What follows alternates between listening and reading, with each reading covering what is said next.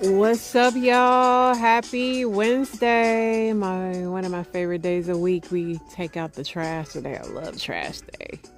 I just love it so much. Going through figuring out what I could throw away. Other than that, y'all, I didn't do too much today. Went to the gym. I started watching 6 Feet Under again, which I forgot how good that show was. With Dexter Morgan, which back then he was a little pallbearer. I still got to catch up on Handmaid's Tale and all that. Although June made me really bad last week on Handmaid's Tale, doing what she do best. And then they done turned her into a 304, a whole another term. She's sleeping with, cheating on her husband with the man that she was forced to sleep with, have a baby with, then only to find out the dude is still doing the business of wherever they are now. I was so sick of June. And then he told them they whole plan. She foiled they whole plan because she want to pretend like she in love. Like, June, snap out of it. This is not the time.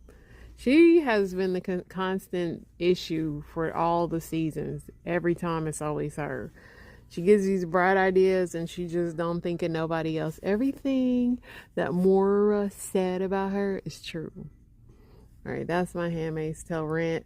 Let's get into this news. The motorist suspected of crashing a vehicle into the mansion gates of Friends star Jennifer Aniston repeatedly posted about her on social media. This is why I'd want to be rich and not famous. The Colombian superstar made history with her global stadium tour. Now she's chronicling her journey in a candid new film out, whoever Carol G is. If Corey Bauman pulls an upset in the predominantly Democratic city, he would be the latest family member of the president or vice president to serve in office. Meg Thee Stallion broke a long-held rules by the Met Gala. No guest can have the phone. Wonder if she gets banned. The F-18 Super Hornet failed to catch the arresting wire upon landing, marking the second time a jet went over the side and into the Red Sea in 8 days. Meta Platform won a $168 million verdict against Israeli surveillance firm NSO, the company said Tuesday, capping a 6-year battle between America's biggest social networking platform and the world's best-known spyware company.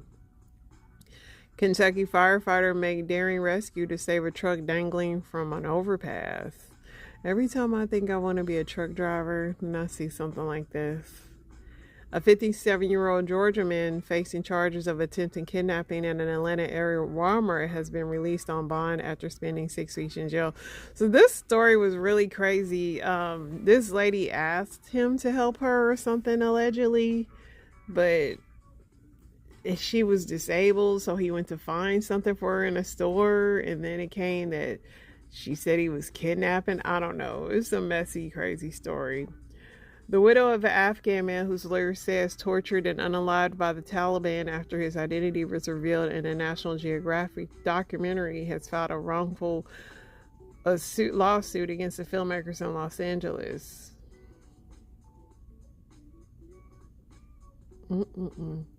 A declassified memo states that Venezuela's government is not orchestrating the Tren de Agua gangs operation in the U.S., undercutting President Trump's rationale for deporting migrants to El Salvador. The Trump administration has terminated a federal advisory committee that issued guidance about preventing the spread of infections in healthcare facilities. Trump officials to meet with Chinese counterparts in trade and economic matters. Salt Lake City's mayor has proposed 3 new city's flags as part of effort to circumvent a recent Utah law that effectively banned flying an LGBTQ flag and any other identity flag. Colorado Rockies are off to one of the worst starts in Major League Baseball history. Trump cabinet members warn FIFA World Cup visitors not to overstay their visas. They're like, you can come over here, but don't stay that long. Kentucky boy uses his mom's phone to order 70,000 Dum Dum lollipops to share with his class.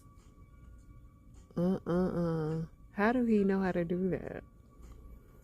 I can barely order stuff on Amazon. As the measles outbreak slows in Texas, doctors remain on alert. Luigi Mangione's legal defense fund hits $1 million in donations. So this story was kind of crazy. An Ohio father who fatally struck a deputy with his car after his son was pew-pewed by police was detained without bond.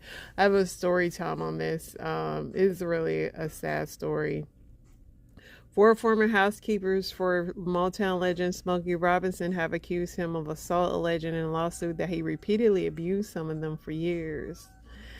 None that wine. We gang banging. Listen, Smokey is Smokey. Like, if I worked for Smokey, I know he'd be singing and serenading and doing who knows what. I don't know if I'd take a job for Smokey because I don't know. The U.S. trade deficit in goods and services soared to $140 billion in March. Year to date, the deficit has increased to 92.6 as companies and consumers rush to import goods before President Trump's sweeping global tariffs increased by July 6. Critics say Trump's baby bonus proposal won't address the real problems parents are facing. Yeah, and he's only given $5,000 for a bonus, and that is not enough money. Olympians revamped the sport of track with new professional league. They're contracting athletes to compete in the league for a full season, which I love. I love track, so I would watch it. Newark Air Traffic Controls lost contact with pilots at least twice. McDonald's and Wendy's and other burger joints are leaning into chicken. Chicken is selling. I wonder if it's cheaper. Columbia University announces that it laid off 180 staff members working on federal grants impacted by Trump. FDA names oncologist Dr. Vinay Prasad as COVID vaccine critic. He is going to be the new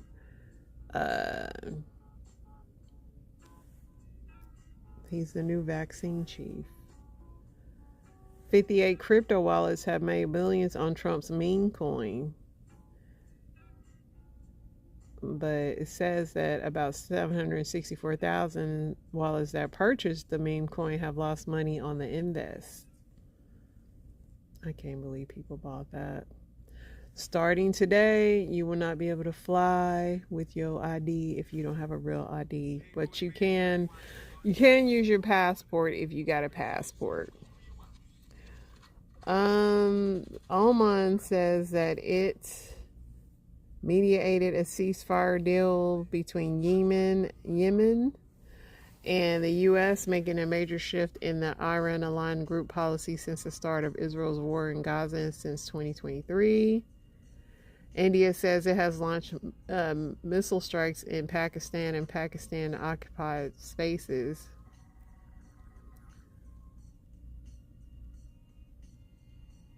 Veterans Affairs Secretary defends mass layoffs in a testy exchange with Congress.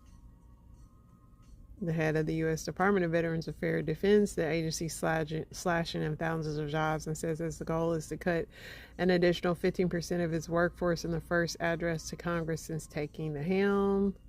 Senator John Fetterman dismisses claims that after his former chief of staff expressed concerns on the senator's mental health to his doctor, according to the letter first reported by New York Magazine. 5 former directors of the National Weather Services are warning that additional cuts to agency staffing could lead to unnecessary unalignments during severe weather such as tornadoes, wildfires, and hurricanes. Y'all gonna have to start going outside and looking at the sky now. The Trump administration pulls the plug on a program that provides legal help to immigrants who are determined mentally incompetent, according to a lawsuit.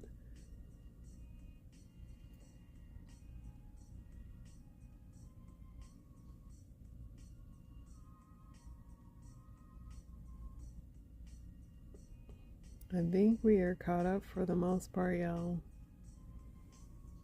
And I don't believe I liked anything on here, but I always say that and then I don't remember. Oh yeah, Matthew Knowles was up there supporting Tina during her book tour. And Kelly was up there too. So look at God. So this girl had not brushed her teeth in over a year. And at first I thought she was trolling, but no, her teeth is really jacked, y'all. So my real day one supporters know that my biggest insecurity is my teeth. There was a point in time where I was so depressed, I didn't brush my teeth for a whole year, maybe even longer. It was so bad, like I wasn't getting out the bed. I could barely get up to even wash my ass. And I know a lot of people say like, I don't care how depressed I am, I'm gonna wash my ass, or I'm gonna, but you don't know until you've been there. And I just feel like I've been through way more than the average person could ever handle, So yeah, part 2, I'm gonna show y'all my teeth and the result of not brushing your teeth for more than a year. If you a mean girl who still stays just to be nosy, I'm gonna see and I'm gonna block your ass. Okay, so this is a part 2 that y'all been waiting for, where I'm going to show my teeth. I want y'all to know that it wasn't 1 year, it was more than 1 year. And I'm not gonna say how long it was, but I just feel like I'm already getting enough bad comments and bad messages, so I might as well just keep going, be honest, and spread awareness. People are bashing me how they could never, and I hope that you never get to this point. And to the people who have been in my situation, how did you get out of it? A lot of people keep asking me, how did I get out of it? I haven't. I got really good at hiding my teeth, and I don't know how. If you have nothing good to say, just please scroll. I swear I'm going through enough. I cannot handle it. I'm just trying to get through it by showing y'all. So please spare me. Y'all, I have kids. I had to explain to my kids, because they asked me what happened to your teeth. And I had to tell them I didn't brush my teeth, which makes it easier for them to always brush their teeth morning and night. So yeah, simply neglect myself and myself only.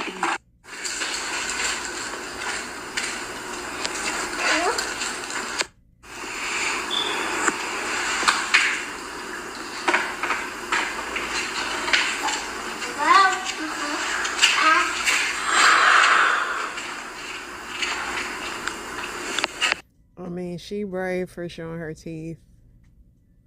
May that depression never find anybody. Listen, I've never went without a bath or brushing my teeth. And that's not to say I'm better than anybody, because I've had some days of depression for sure. But it's just something about something in my teeth, or just I can't.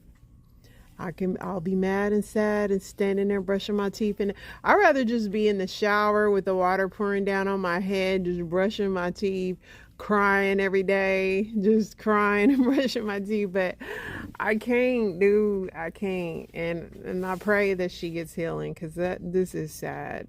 And she definitely should get her kids straight, because they ain't brushing their teeth. Let's see.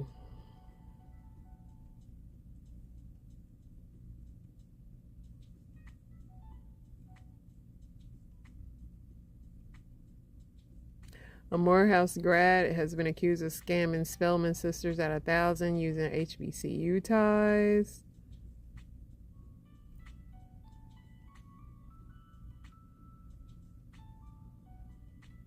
Hartsdale, Mississippi, mayor confirms they're going to screen Sinners. That's where the movie was originated from. Luka Sabat, who used to be on Grownish back in the day. Anyway, he got banned for the Met in 2019, and they never let him back after he was smoking a ciggy in the bathroom. They wasn't having it. Smokey in trouble. What are these people saying? Somebody said, why do they wait till these men are old? They trying to Bill Cosby him. I don't know about Smokey, but I work with a lot of old men and they get fresh. Yes, they do. Somebody said they bringing up something from 1930. $50 million. Who she thinks she is? Chelsea Clinton. So your employer assaults you more than 20 times and you keep showing up at work. I'll be quitting after they deny my PTO. So because he's old, he isn't guilty. Most of these men go their whole life thinking they got away with it. Listen, old men is something else. They frisky. They are frisky. The Met Gala raised $30 million, marking the biggest gross in the event's 77-year history. Isn't that just dandy? The Supreme Court allows President Trump to impose a ban on transgender people serving in the military while litigation continues.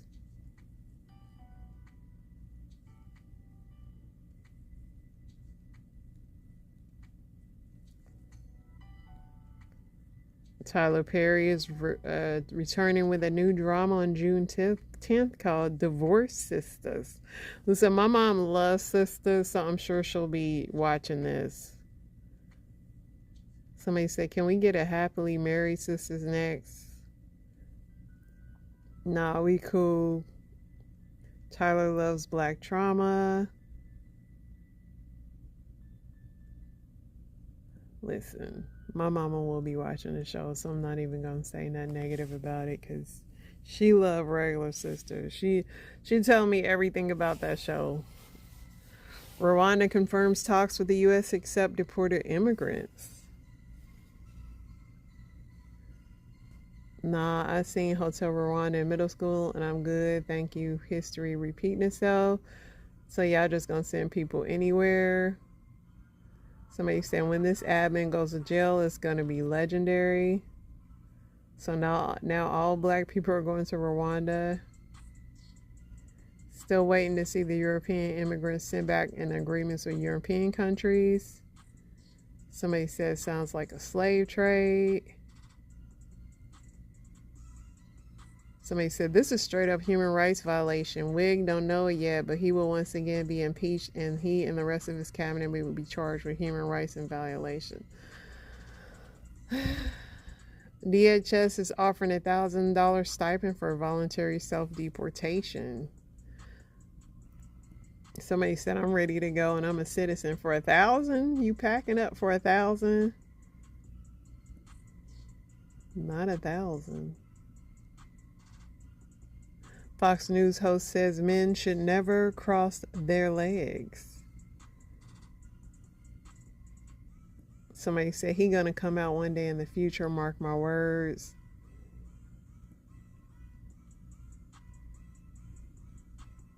There's a 106 in Park reunion announced for 2025 BET Awards. Canada Prime Minister Mark Carney declares that Canada is not for sale. As you know from real estate, there are some places that are never for sale. That's true. We're sitting in one right now, Buckingham Palace that you visited as well. That's true. And having met with the owners of Canada over the course of the campaign last several months, it's not for sale, won't be for sale ever. But the opportunity is in the partnership and what we can build together. And we have done that in the past. And part of that, as the president just said, is with respect to our own security. And my government is committed for a step change in our investment in Canadian security and our partnership. And I'll say this as well, that the president has revitalized international security, revitalized NATO, and us playing our full weight in NATO, and that will be part of it. And they have. He just kept saying it's true a bunch of times. He didn't have a rebuttal.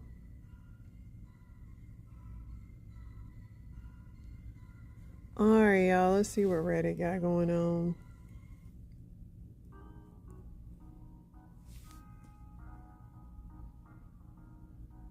Am I the a-hole? My wife spent the night at a friend's house. I'll keep this pretty simple. We're both in our 40s, together 11 years, married for 8. About 2 or 3 years ago, my wife ran into her ex-boyfriend, whom she lived with previously. They chatted and caught up with her. To be clear, they were part of the same friend group before dating. They bump into each other about every few, and they chit-chat and catch up on things at a nearby diner. About 2 weeks ago, she hung out with him and his friends until 10 p.m., 5+ hours after she got out. She knew I did not like this. I don't think I'd be in the minority in this, but she has never given me a reason to doubt her. Yesterday, they met up again after work. She checked in around 3 hours after they met up, letting me know that everything was fine. She playing you because you know you was sent, bro. She playing you. Somebody says, so she's going to work in the same clothes as she wore the previous day. If she had a change of clothes, then she planned this. Even if she didn't cheat on you physically, this was planned.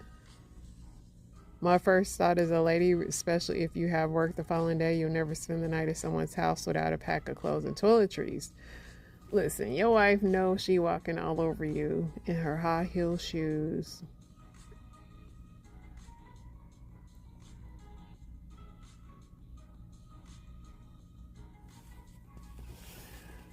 She is 23 and wanted me, 31, to be obsessed after 2 dates, and I'm still confused. What happened here? We matched on a dating app for our second date. We planned a dinner. However, the day of, she asked if I wanted to join her and her friends at a live concert at a bar. I told her I wasn't ready to meet up her friend group that soon and wanted to connect one-on-one. She pushed back, saying she thought it'd be fun. I said I'm not ready for that and wanted to focus on her. We ended up going to dinner. During dinner, unsurprisingly, she was constantly on her phone texting and finalizing plans. She wasn't really present. At some point I figured, screw it, I'm new to the town, might as well go out and make the most of the night. I figured I left her after dinner and then that was a wrap and had nothing to lose, so might as well try to establish the night. So we went to the bar, had fun, ended up crashing at her place. Nothing happened. She later threw up from drinking too much. Then the next morning after I left, out of nowhere, she accuses me of updating my Hinge profile, which I didn't. Cleared the air, asked, oh, you're checking me out? And she said, I'll check you out whenever I want. Then carried on our conversation. Later that day, she updated one of her pictures, which I don't think is that big of a deal. 2 dates and we're not exclusive anyway. That same Saturday night, she texted me around 8 p.m. asking what I'm doing, but I was out with friends and went to bed early. I texted her the next day around 8, but she tells me my disappearing act felt off. I explained I was tired and not ignoring her, but she wouldn't let it go. The next day, we're having our normal conversation. I had another date in the book. She says she can't tell if I like her because I'm not acting obsessed. I replied with, we're not there yet, and jokingly reminded her that she's not obsessed with me either. She goes, I just didn't like that comment. I shouldn't have to do anything or change anything about myself for you to be obsessed with me. I said, well, why do I have to be obsessed with you? Listen, I'm not reading all this. In this kitty stuff. Somebody says, sounds like you're dating someone who's 8 years younger than me. Exactly. Like, you're dating an immature person, dude.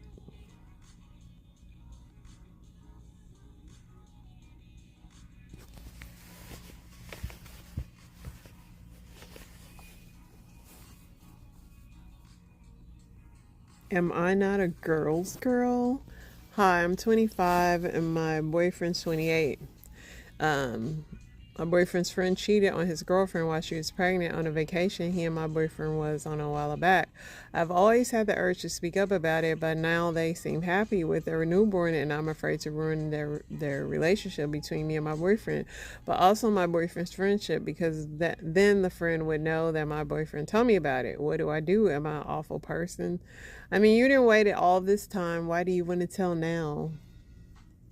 Somebody said, I feel like your boyfriend should be the one telling her, not you. As his girlfriend, I'd be concerned if he doesn't have an issue with his friend cheating. Somebody said, respectfully, how do you trust a man who enables his friend's infidelity? Both her and you deserve better. Somebody said, you've had other advice about telling her, but I am warning you, your boyfriend remaining friends with a cheater and not telling a pregnant woman that what she's really dealing with is a big red flag. I am struggling in my marriage. As background, by my choice, I passed up on a couple of positive career moves and choices to fit a picture that was better for us. My wife and I have been together for several years. We've always been close, lived together, worked from home side by side, traveled together, so rarely apart for long. Recently moved to Japan so she could study Japanese, something she was passionate about, and I supported fully. Shortly after we started school, things changed. She told me she didn't like studying with me or how I explained things, which is fair, so I stepped back and gave her space, but her mood and tone around the house also shifted. She became more angry, critical, and emotional distant. At one point, she expressed that I wasn't doing enough around the house, cooking, cleaning, laundry. While there was a short period where I slacked, I'd always felt like we operated as a team. Still, I adjusted, started taking on bulk of the housework. Her response wasn't warmth or appreciation, but further coldness. She later told me the problem was that the house was too small and that we spent too much time together. So again, I adapted. I started going out more to give her space. Over time, she began telling me that something fell off in the relationship, that things weren't the same anymore. I asked her directly if she still wanted to be with me. She said yes. We've been planning our future together, even talking seriously about starting a family. But recently, she told me she wants to delay having children for a few years so she can focus on her potential career, which was a blow, especially because I'm 38. Her plan now is to pursue a master's degree in Norway to support us. I've been preparing to take a remote rotation job in Indonesia, harsh conditions, poor safety, 8 weeks on, 3 weeks off. The pay is good, and I thought it was worth the sacrifice to help secure our future, especially given our need to save money and prepare for our upcoming life. There were delays that put stress on us, blah, blah, blah. She told me I made her uncomfortable, that my happy mood felt unnatural. She preferred when I was angry and depressed. She said, so I guess he got the job and got happy. And then she didn't like when she got happy. Anyway, what are people saying? Somebody said, seriously, if you're not living together and are in different countries, your marriage is going to suffer badly. One of you would definitely cheat with the separation. Somebody said she's either cheating on you or needs therapy. Something is wrong. Try therapy. Yeah.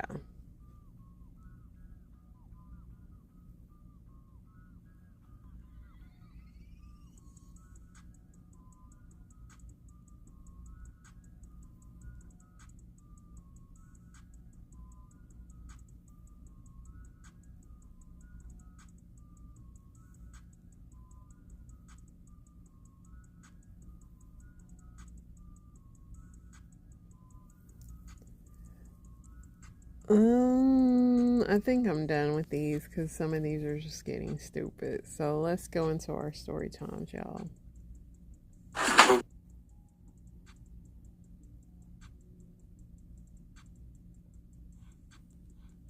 I'm gonna tell you this, and I probably shouldn't because I'm a mechanic. It's probably gonna hurt my money. Never ride with your AC on and the windows down, or your AC on and the sunroof open. The AC compressor is designed to shut off and shut on once it gets to temperature. If it has to run constantly, it's gonna burn it out. And I charge a lot to change out the AC compressor. Don't charge a lot, man. Well, he wanted to be intimate. And I was just like, okay, well, let's get tested together first because you're coming out of jail. I don't know what you're doing in there. Of course, I would never find out. And just to be safe, and I don't know who you've been with before you even went to jail. So just to be safe, like, let's get tested together. And I guess he felt offended, and he punched me right in my face. He punched you? He punched me right in my face. How did you react to that happening? I just jumped back and I just started crying. Like, why would you do this to me? Like, why? Because I had never experienced that before. So it was a shocker. And then I was shocked because it's this person that I'm starting to fall for. Well, that I'm already in love with at this point. They did that to me. And it just, he ended up beating me up that night, spit on me. I had never been spit on a day in my life. That was the first time I ever got spit on. What happened after this happened when he put his hands on you? Did you want to leave? Did you leave? I didn't leave. I was scared and embarrassed, and I didn't want to hear "I told you so" from family and friends because they were basically telling me, like, you're moving too fast. Like, you don't really know this person. And I didn't want to hear, like, okay, y'all was right. Like, we're right. We told you this. So I was just like, oh my God, like, what am I going to do? I was scared of him, embarrassed, and I don't feel like I can talk to anyone about it because he wanted to be in. You know, when I was younger, I never understood the passage in the Bible about pride coming before a fall because the way the people have pride, instead of just admitting when they're wrong, they would rather be prideful about it and then suffer a fall afterwards. It's just, that Bible verse hits so different when you're an adult. But dude, a lot of y'all trying to prove y'all family right, and it's just silly. It's just silly. Like, the common sense don't be common. But I'm gonna give her grace because obviously she got out of it. But that pridefulness, man. Here's a power move if you worry about money. If you're new here, I'm Dee Lisa, the Dream Doula for Women, and I help women love their lives and live their dream life with intuition and creativity and other tools. If you like that kind of thing, follow me. Here's the power move. You're not going to like it, but it's the truth. You need to stop worrying. I'm going to tell you how to do that. Worrying is worshiping the problem. And all that does is create momentum about worrying. And that creates more worrying. You have to break the cycle, and here's how to do it. And if you worry a lot, act as if your life depends on it, because it does. So drop your attention into your heart space, from your head to your heart, and begin to imagine that you're breathing from your heart. Focus on that area of your body, your heart space, and breathe in and out of your heart for up to 15 minutes until you're solidly focused on your heart. This will bring you to neutral, and you'll stop worrying. If you want to go a little deeper, and you should, think of something that you are really appreciative of, even the small things in life, and ponder those while staying in this heart space. The little things you appreciate, even small, whatever those are. Appreciation is the highest vibration we can be in, and even a small amount of it raises our vibration. If you worry about money, do this meditation a minimum of 15 minutes a day, and ideally 2 or 3 times a day.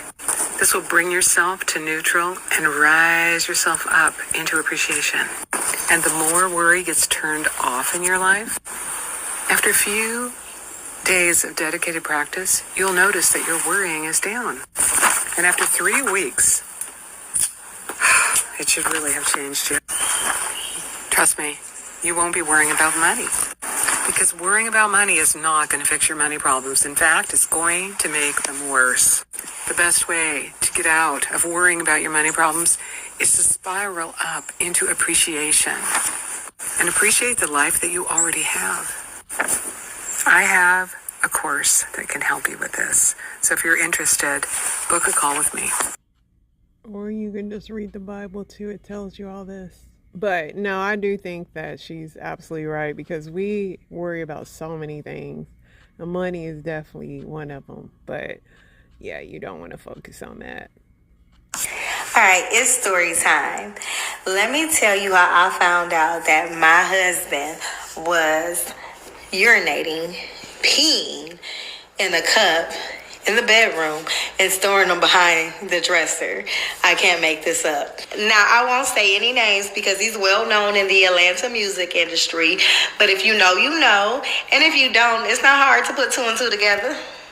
You don't really know a person until you actually get to live with them. You don't really know their habits, their nasty habits, or anything like that. So bam, one night I'm sleeping good, and I hear like a pitter patter, but it sounds like maybe raindrops. It was kind of, it was almost soothing, right? So I wake up out of my sleep because I'm like, oh, I want to cuddle with my man. It's raining outside. So I open my eyes and I see like this, you know, his little flat booty turned towards me, and pee streaming in a big, like, you know how you get those cups from the gas station, like QT, them big cups that you might put a Slurpee in, or you fill it up with some soda or something. So I noticed he would have a whole bunch of those always, even like in the inside of the console of his car, right? And so bam, I look up and he's literally urinating in a cup. And mind you, I just woke up. So I'm like, well, maybe I'm dreaming. Maybe this is a dream. But it wasn't a dream.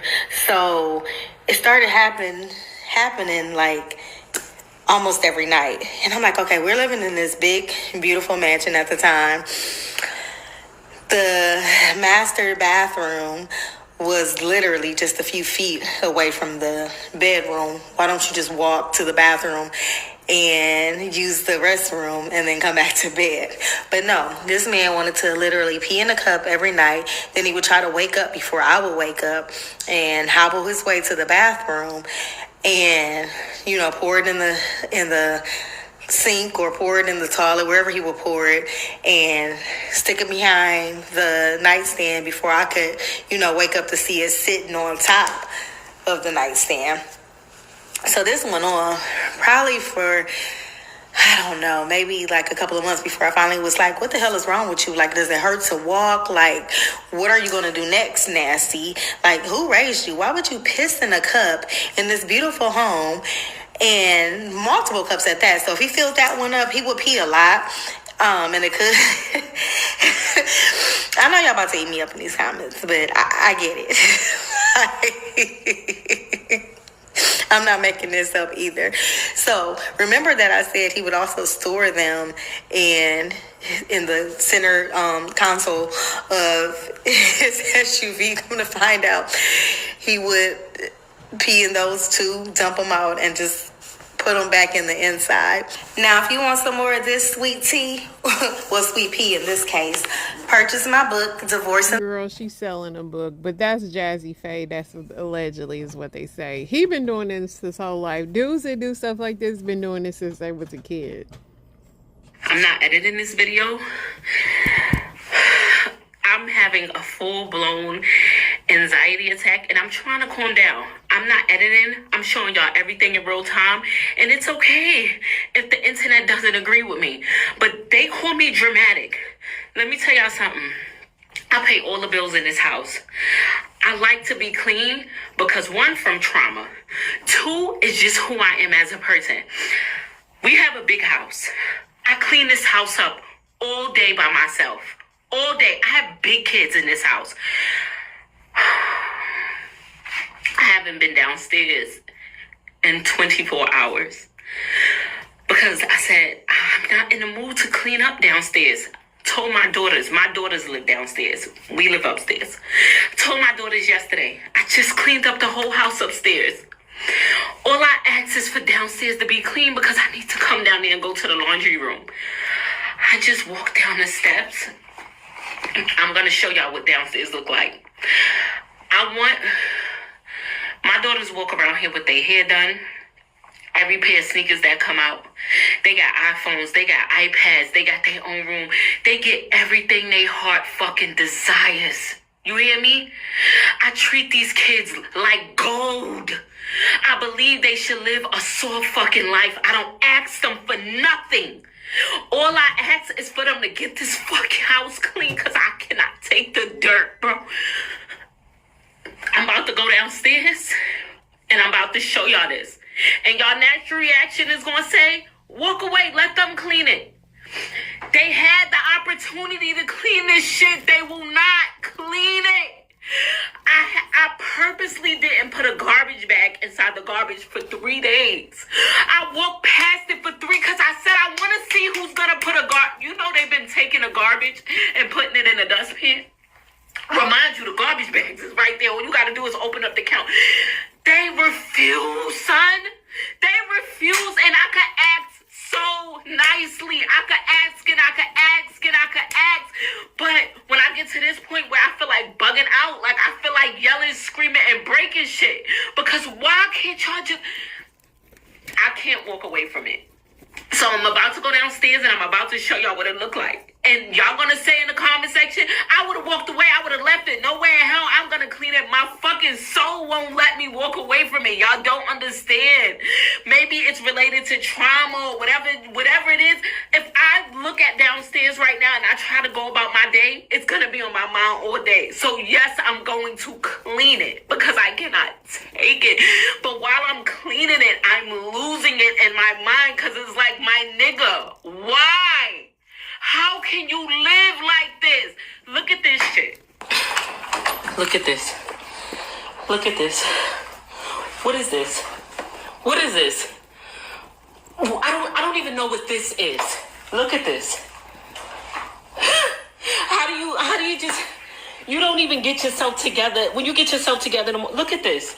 So you literally eat food and you put it in the chair next to... Oh, it gets worse. Look at the dresser. You sit your food here like it's a garbage. Bags and bags of fucking garbage. Clothes everywhere. Why is the bikes in from the garage? Why? Why is there bikes inside? Look at my laundry room. What? Oh my God. remind y'all, I am exhausted. I am so tired. And I took today off because I said, you know what, I'm going to just lay down and relax. But my brain physically will never allow me to close my eyes with my house looking like this.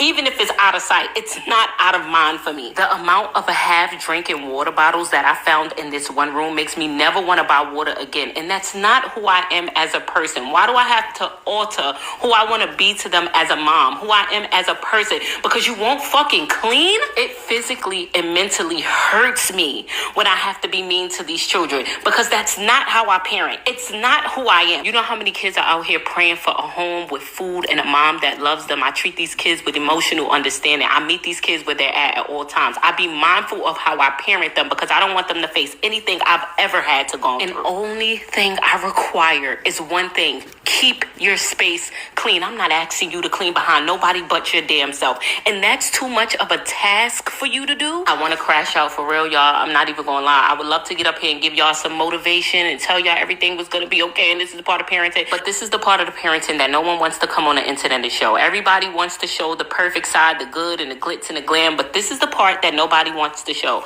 I need to take a breather. I'll come back when I'm feeling a little.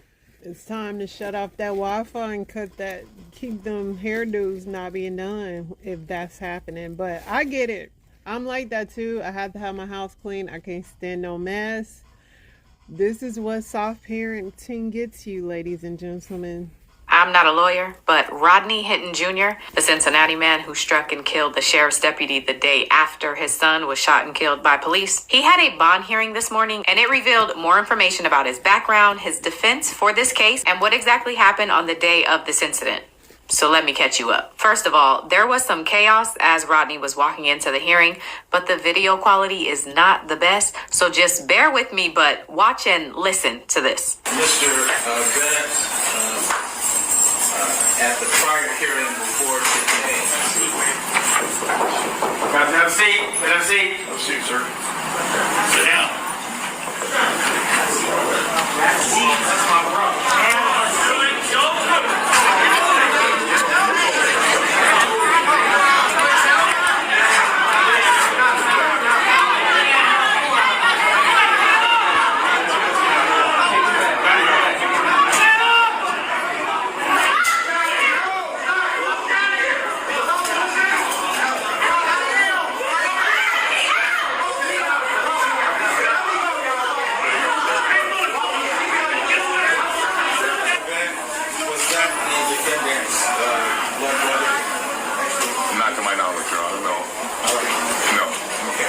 Once things calmed down, Rodney was brought back into the courtroom. Good morning, Mr. Hinton. Good morning. Thank you. Thank you. Oh, thank you.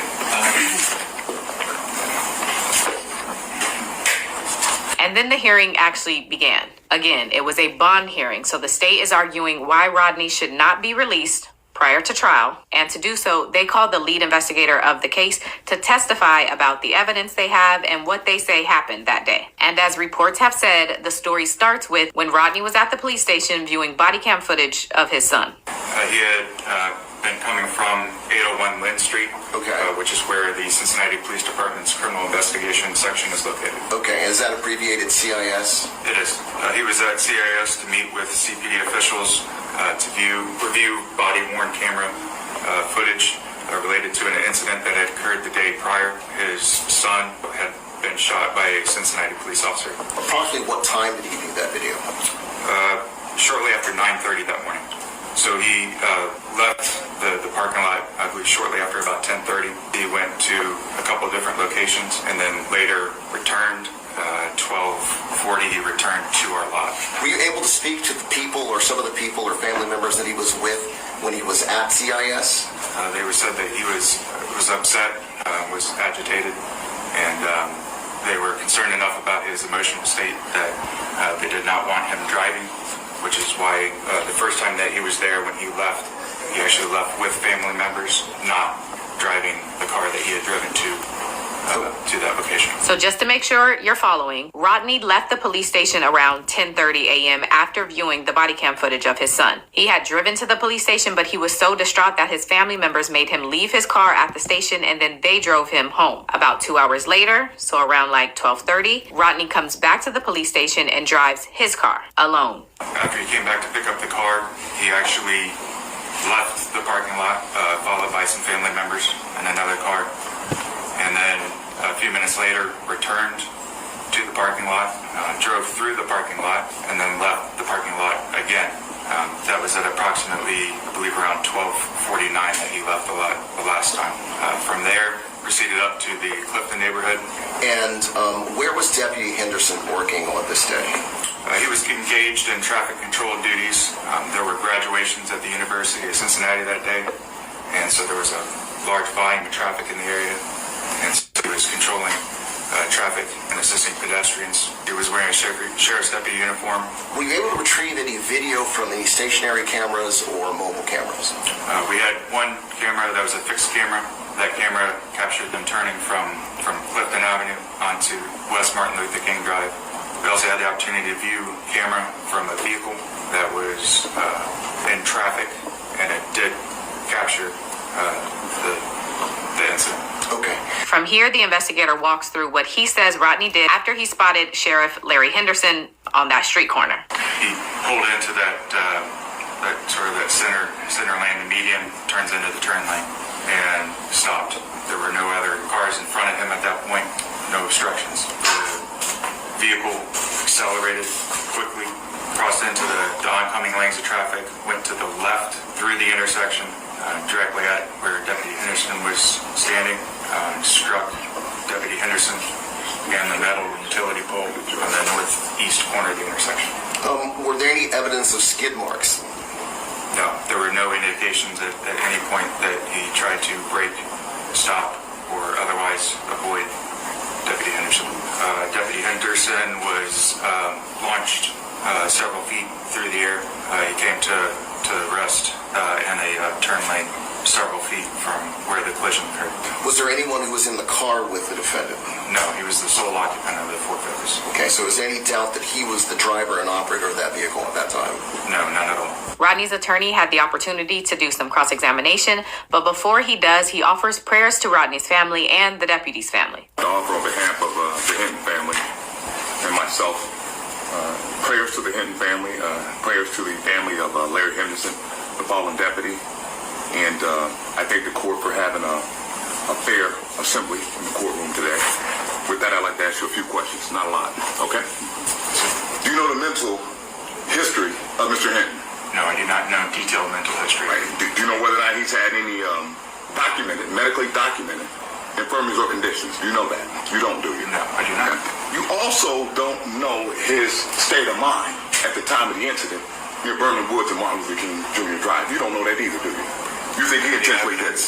And the evidence, yes. Yeah. Are you familiar with acts of someone that is not in their right mind when they commit a criminal act? Well, you object to that? Okay. You don't know whether or not he was in his right mind at the time that he encountered Deputy Henderson. I'm going to object again, Your Honor. Well, asked and answered a couple times. It's a different question. Judge, one of the factors with respect to the Ohio Revised Code and detaining a person with no bond is his mental condition. And in making that opinion about whether or not it's intentional, you need to know the mindset or the mens rea of the person that you're claiming intended to do this. Was he in his right mind? That's relevant with respect to your bond determination. I'll sustain the objection. I'm not saying that my client didn't try to intend to do this. That's not my position. One more question. You don't know his mindset at the time he tried to do it. Like I stated previously, with the facts and circumstances surrounding it and leaving our office, he was emotionally distraught and they were concerned about him driving. No further questions, Judge. So it's very clear the defense here is insanity. They're not saying Rodney didn't commit this crime. They're saying he was mentally ill, which may also be why when the judge asked if Rodney wanted to say anything, his attorney very clearly said no.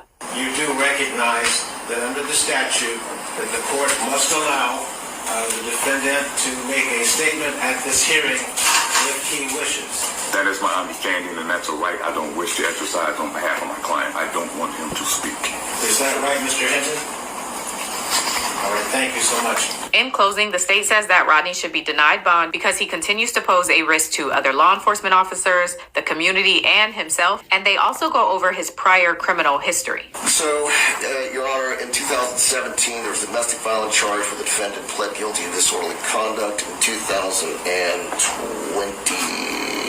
2019, there was an assault conviction out of Hamilton County.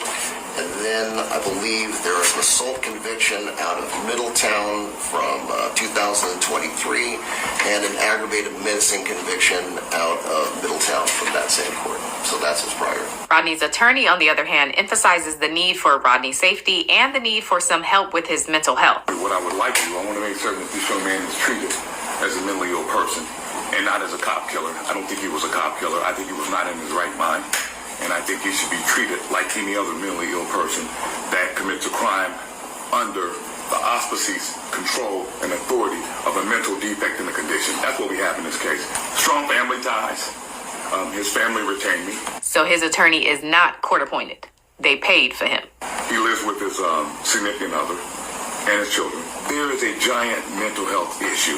And I would ask that whatever bond, whether it's a no bond or monetary bond, I would ask that it be coupled with or inclusive of a requirement that he have mental health treatment. I was physically present with the defendant over the weekend.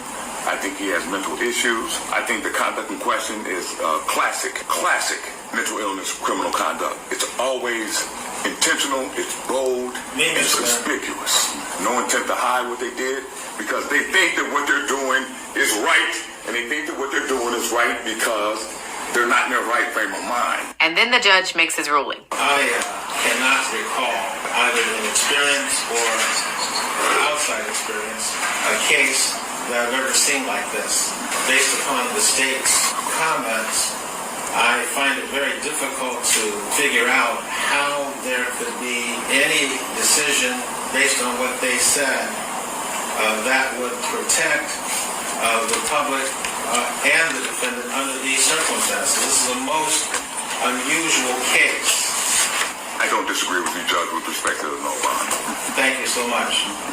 There will be an order of remand with no bond. Please assure the safety of the defendant and any mental health treatment that can be granted. No bond. 30 minutes. So sad all around. So sad. Story time. Y'all been asking for it, so I'm gonna go ahead and give it to you. Now, bear with me because a lot of stuff go into this story. So here we go. First time I take my HIV test, I'm in prison. I've been in prison about 3 years, so I know how things work. They put me on the medical call out to go see the nurse. Normally when this happened, I'm finna get a TB shot. I saw this movie before. I've seen it a few times. That's what I'm thinking. Wrong. I get up there, she tell me I gotta take a mandatory HIV test. Now I'm concerned. So I give her the blood. I walk out the nurse station. The concern is on my face. I've been raw dogging since 10th grade. I know I got something. I just don't know what it is. So, just so happened my Uncle Billy Boy at the same compound as me. Billy Boy is on the brickyard on the corner of the track doing push-ups. He see me, he say, "Nep, you alright?" I say, "Man, no, I ain't alright. They just made me take an HIV test." He say, "Did you ask for one?" I say, "No." He say, "Nep, I ain't trying to scare you. But normally when that happens, somebody on the streets then find out they got it and they wrote your name down as one of their last partners."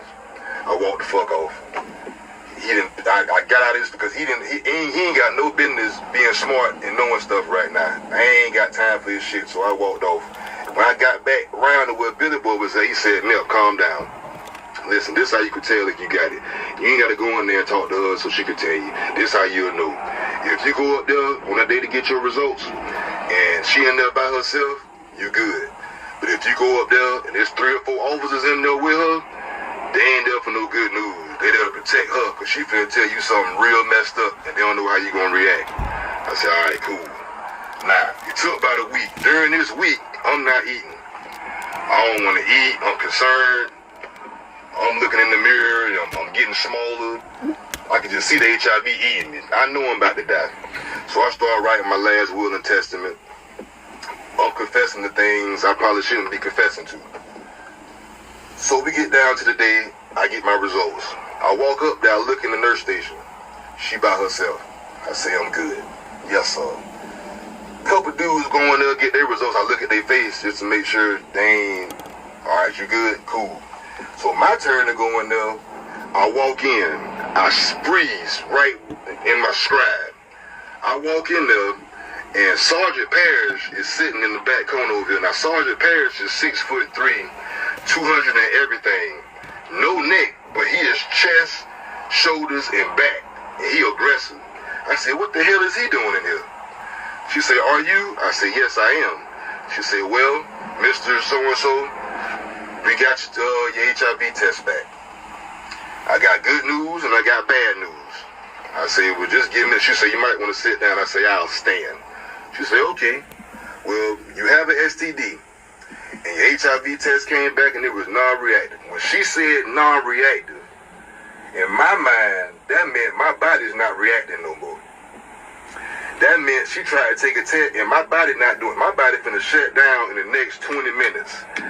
When she said non-reactive, my knees and my ankles left the room. I collapsed in the chair. I see you ain't reacting no more? How long I got to live? She say no. Boy, non-reactive is another word for negative. My knees came back. My ankle was right behind me. I say, so I ain't got it. She say, well, you do have trigonomas. My knees left. My ankle stayed this time. I say, true. Now, I always been bad at math, so now I barely passed algebra. So I know trigonomas, it ain't gonna be nothing good. She say, no, it's not really STD for men. I'm gonna give you these pills and you're gonna piss it right out. But from now on, you need to start practicing safe sex. I said, I lock the door every time I do it. If we finish here. Child, the whole story was messy. Somebody said he ain't got no business being smart and knowing stuff. Somebody said, anybody else know how Uncle Billy Boy is? Somebody said, since the 10th grade, I knew I had something, but I didn't know what.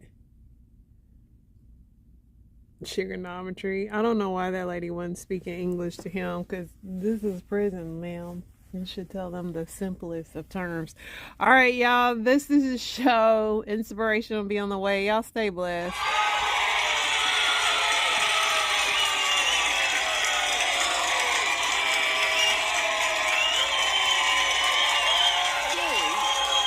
Alongside of a heavenly meaning. This makes sense. I want us to be an educated church. A parable is when God is using something you do understand to try to get you to understand something you don't. And all throughout the fabric of the Gospels, Jesus kept on saying this to the disciples. The mysteries of the knowledge of the kingdom. The secrets of the kingdom, the wonders, the mysteries of the kingdom. Remember Mark chapter 4 last week, he says, this has been given to you, but to them, I'm only going to speak in parables. So in other words, Jesus is saying, the mysteries, the knowledge, the key of the kingdom, that's for disciples, not for the casual. That's for truth seekers, not the critics. This is for those who really love me, not those who just want fish and loaves. So a parable, watch this, has a twofold meaning. The first meaning of a parable is to conceal. If I was a note taker, I'd write this down. The first meaning of a parable is twofold, meaning it has two meanings. The first meaning of a parable is to conceal.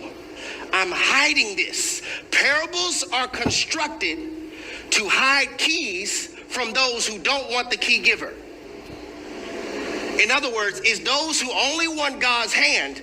God, give me this. God, give me this. God, give me this. Give me a spouse. God, give me a raise. God, give me this. It's only for those who want God's hand, not for those who want God's heart.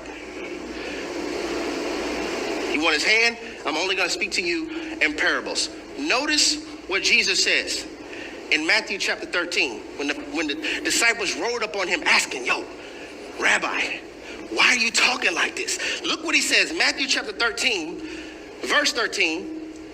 Jesus says, this is why I speak to them in parables. Though seeing, they do not see. Though hearing, they do not understand. In them is fulfilled the prophecy of Isaiah. Y'all please hear me. You will be ever hearing, but never understanding. Y'all, I taught us the word understand means to comprehend. The key term in the word comprehend is prehend. It's where we get the word apprehend from. What does apprehend mean? To take or to seize. They apprehended the suspect. So to understand means I take hold of this information and I live it. You're not just hearing what Jerry's saying, you're hearing what the Lord is trying to get you to understand. I seize it and then apply it. He's saying, you will be ever hearing, but never seizing, comprehending, grabbing it to live it out. You will be ever seeing, but not perceiving. That means you can see, but you have no discernment. For these people, listen y'all, for this people's heart has become calloused. Calloused is hard. Now watch the connection. Their heart has become calloused. They hardly hear. Hard-hearted people hardly hear. They hardly listen. This is why you have to keep saying things like, I never said that. Where did you get that from? How did you come up with that? That's how you interpreted what I said? They have hard hearts, which makes them hard of hearing. They hardly hear with their ears, and they have closed their eyes. I looked over this in several translations because it doesn't say they're blind. You got to break all of it down. It says they close their eyes. They're not even trying to see the truth. They're not even trying to live holy. They're not even trying to pray. It's not as though they can't open their eyes. They've closed them because they don't want it. So they have closed their eyes. Otherwise, they might see with their eyes, hear with their ears, understand with their hearts, and turn. Notice the connection between understanding, heart, and turning. When you understand this, apply it to your heart, you turn. Some things change, some things shift, some things adjust. When nothing's shifting, when nothing is turning, but you say you understand, you're lying to yourself. Understand with their hearts and turn, and I will heal them. Watch the text. But blessed are you. Blessed are your eyes because they see, and your ears because they hear. Now get this, I have to break all of this down. Jesus is not just talking about your physical ears, because the ears that are attached to your head, all they do is capture sound. He's talking about your ability to hear with your heart. Because when you hear with your heart, apprehend, you're seizing what you heard. Let me make it simple. This sermon, just because you hear it, will not change your life. The verses that you heard will not change your life. The notes that you're taking will not change your life. But the sermon that you hear and apply, there it is, that will change your life. The verses that you hear and apply, that will change your life. We have it so backwards in Christianity. We're impressed with people who memorize scripture. All that means is you got a good memory, but do you live it though? Okay. I'm not impressed because you can quote it. That just means you have a dope memory, but do you live it? That's what's going to change your life. Or let me put it down for a way that note takers can take it.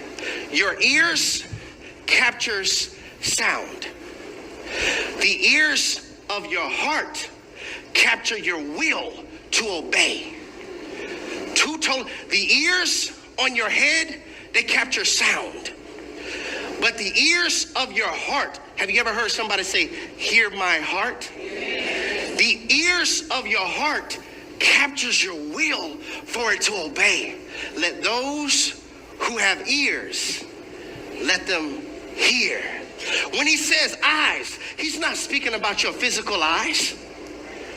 Because the eyes in your head they give you sight. The eyes of your heart, though, give you insight. They give you enlightenment. This is what the Apostle Paul was trying to get the church of Ephesus to understand. In Ephesians chapter 1, verse 18, notice what the Apostle Paul says. He says, I pray that the eyes in your head. It's not what he says. One person said no. I'm going to say it one more time. I pray that the eyes in your head. He's saying the eyes of your heart be what? Enlightened, meaning it's filled with light, illumination, sight, insight. I pray that the eyes of your heart have insight. Why?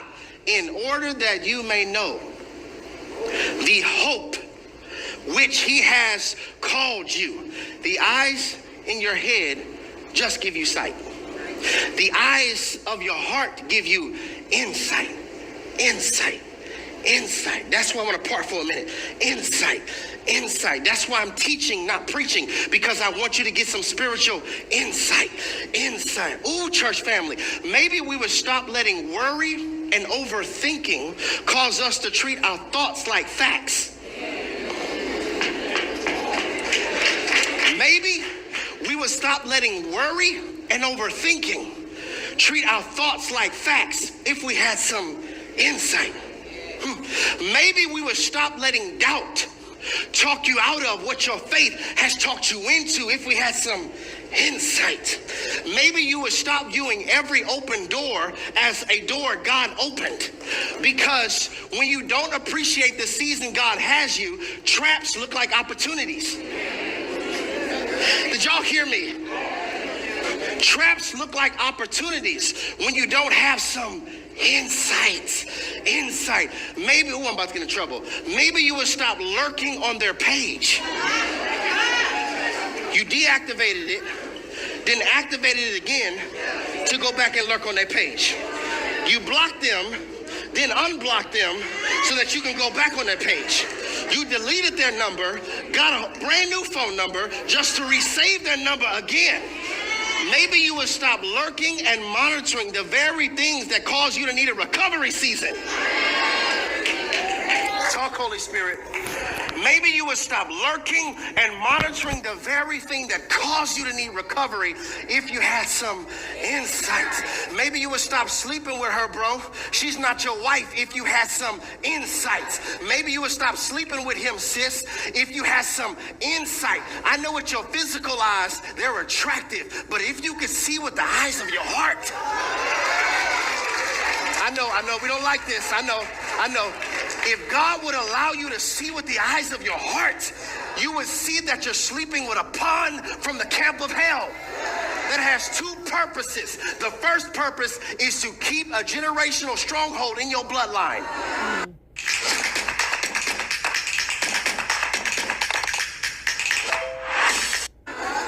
Because sensuality vandalizes spirituality.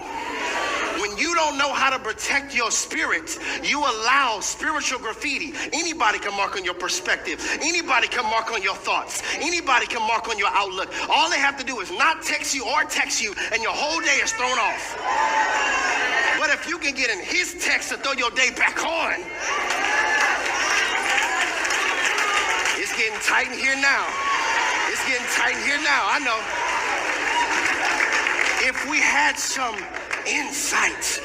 Y'all, if we could have some insight what our prayers are doing in the spirit, if we have some insight what your fasting is doing in the spirit, if we have some insight to see what choices are postponing in the spirit, if we have some insight to see what our decisions are sending in the spirit, if we had some insight to see what our worship is doing in the spirit, if we have some insight to see what our praise is doing in the spirit, if we have some insight to see what this church is doing in the spirit, anybody who has some spiritual insight and you recognize that God is worthy of your praise, let's give him a praise in the house for insight.